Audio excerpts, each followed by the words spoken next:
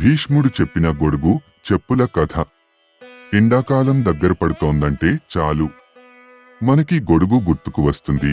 ఇక ఆరుబయటికి అడుగు వేయాలంటే కాలికి చెప్పులు ఉండాల్సిందే. మనిషిని ఎండ నుంచి ఇంతగా కాపాడుతాయి కాబట్టే గొడుగు చెప్పులను దానం చేస్తే బోలెడంత పుణ్యం దక్కుతుందని చెబుతారు పెద్దలు. ఇంతకీ ఈ గొడుగు చెప్పులను ఎవరు కనుగొన్నారన్న విషయం మీద మహాభారతంలో ఓ ఆసక్తికరమైన కథ కనిపిస్తుంది.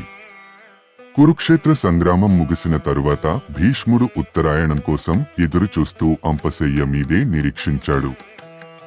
ఈ సమయంలో ధర్మరాజు భీష్ముని చెంతకు చేరి తన ధర్మ సందేహాలను నివృత్తి చేసుకున్నాడు.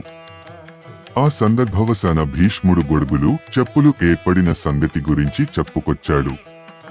పూర్వం భృగు వంశంలో జమదగ్ని అనే తపస్సంపన్నుడు ఉండేవాడు. ఈయన భార్య పేరు రేణుకాదేవి. జమదగ్ని ఓసారి తన భార్యతో కలిసి ఆరుబయట విలువిద్యను అభ్యసిస్తున్నాడు. ఆయనకు ఎప్పటికప్పుడు బాణాలని అందిస్తానంటూ రేణుకాదేవి ఆయనకు సాయంగా నిల్చుంది. ఇలా కాసేపు గడిచిన తరువాత జమదగ్ని వెనక్కి తిరిగి చూసుకుంటే తన భార్య కనిపించనేలేదు. తర్వాత నిదానంగా అడుగులో అడుగు వేసుకుంటూ వచ్చిన రేణుకాదేవిని చూసి ఆమె ఆలస్యానికి కారణం అడిగాడు.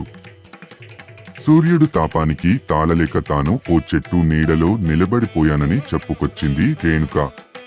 అంతే, జమదగ్నికి కోపం వచ్చేసింది. తన భార్యకి తాపం కలిగించిన ఆ సూర్యుడి వేడిని అడ్డుకోవాలనిపించింది. వెంటనే తన బాణాలతో ఆ సూర్యుడిని కప్పిప్రేసేందుకు సిద్ధపడిపోయాడు. ఈ ప్రమాదాన్ని గ్రహించిన సూర్యుడు వెంటనే ఓ బ్రాహ్మణుని రూపంలో జమదగ్ని చెంతకు చేరుకున్నాడు. మునివర్య, మీలాంటి జ్ఞానులు ఆ సూర్యుని మీద కోపగించడం సమంజసమేనా? ఆ సూర్యుని తాపం వల్లే కదా నీరు ఆవిరై తిరిగి వర్షంగా కురుస్తోంది. ఆయన శక్తి కారణంగానే కదా చెట్టు చేమ బతుకుతున్నాయి.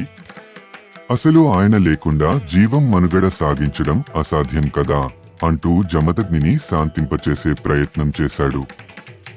కాని ఎంతగా నచ్చ చెప్పినా జమదగ్ని శాంతించకపోవడంతో చివరికి సూర్యుడు తన నిజరూపంతో దర్శనమిచ్చాడు.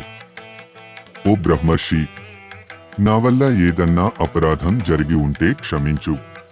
అంతేకాని నీ కోపంతో నా వెలుగుని అడ్డుకుని ఈ లోకాన్ని అంధకారంలో ముంచెత్తకు అని వేడుకున్నాడు.